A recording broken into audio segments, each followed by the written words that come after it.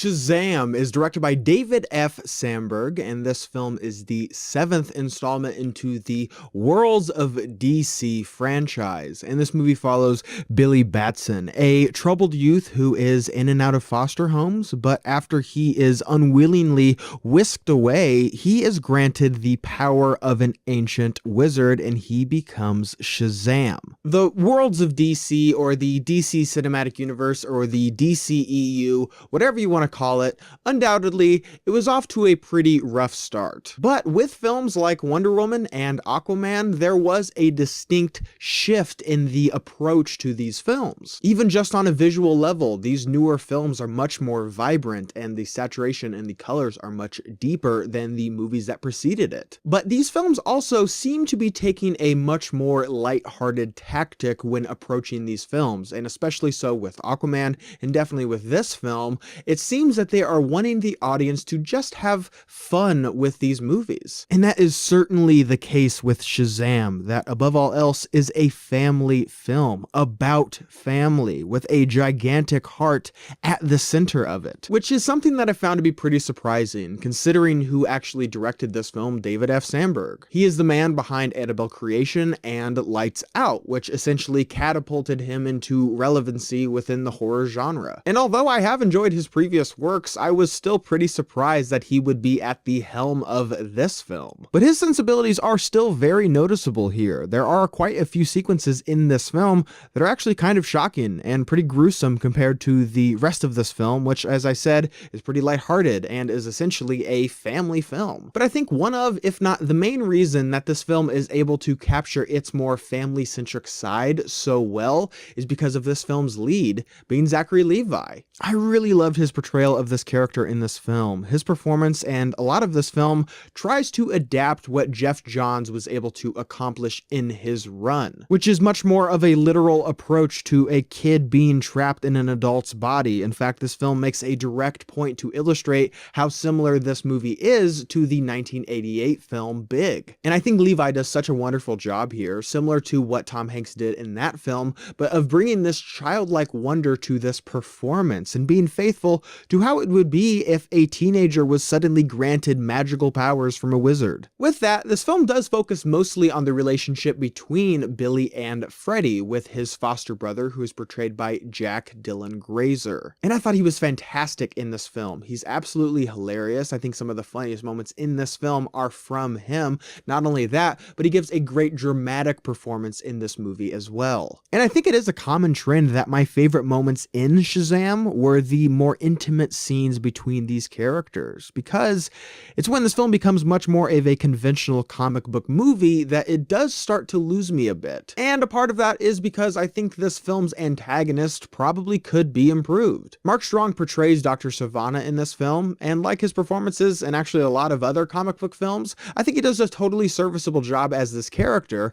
However, I do think that the character and the portrayal that this movie offers is pretty one-dimensional and it's pretty flat. There is a backstory given to Sivana and explaining why he is the way he is, but I never felt this scene served as enough of an explanation as to why he does what he does in this movie. Because watching this film, he does some pretty terrible things, and I just don't think that the way this film begins and explaining how he was raised and how his upbringing was, I just don't think it really serves as enough of an explanation. I'm not saying that I need to agree with his actions, but as is the case with most effective villains, I think the motivations need to be something that the audience can grasp, at least to understanding why they do what they do. I think that's part of the reason that Killmonger and Thanos work so well. And for the most part, besides one element of this character that I will get into later, but Dr. Sivana and Shazam have very similar power sets. So most of this film's third act is them having this pretty stagnant battle of this kind of just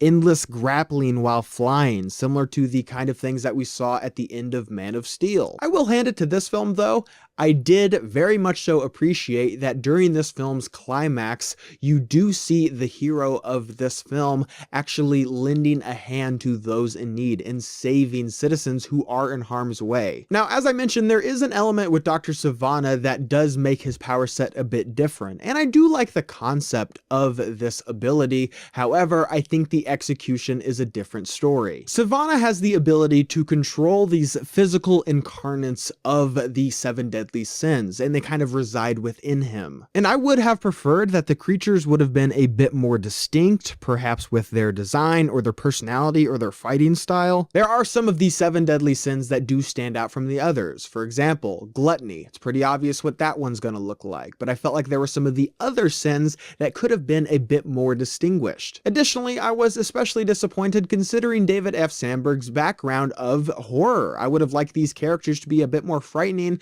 and not just so monochrome and uniform. Also, I do think it's worth noting that when Sivana is utilizing these seven deadly sins and they're coming out of him, I think the special effects are pretty bad and kinda hokey. In addition to that, this film does include an element of Shazam's character that, although it's not really executed poorly, it's just an element that even in the comic books, I have never really gravitated to, and it's not like this element's portrayal in the film is not accurate to the comic books. It's just more of a personal preference to me and the overall mythos of Shazam. But I will say that once this element is introduced towards the end of this film, I feel like the concept and the idea of Shazam becomes drastically less interesting. I will say though, after leaving Shazam, I am very curious to see how this movie is supposed to fit into the overall universe of this established franchise, because there are very direct references of Batman and Superman and Wonder Woman and Aquaman.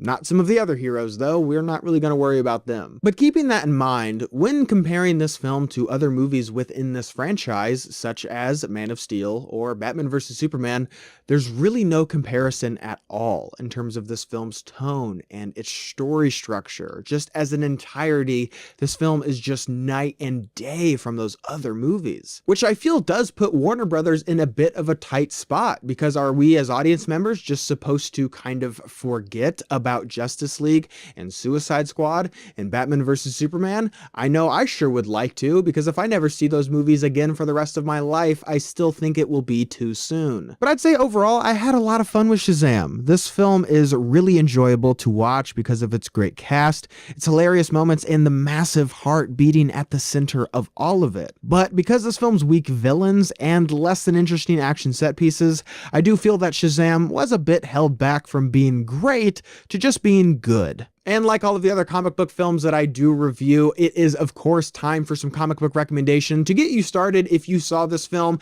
and you really love the characters within this and you want to dive a bit deeper.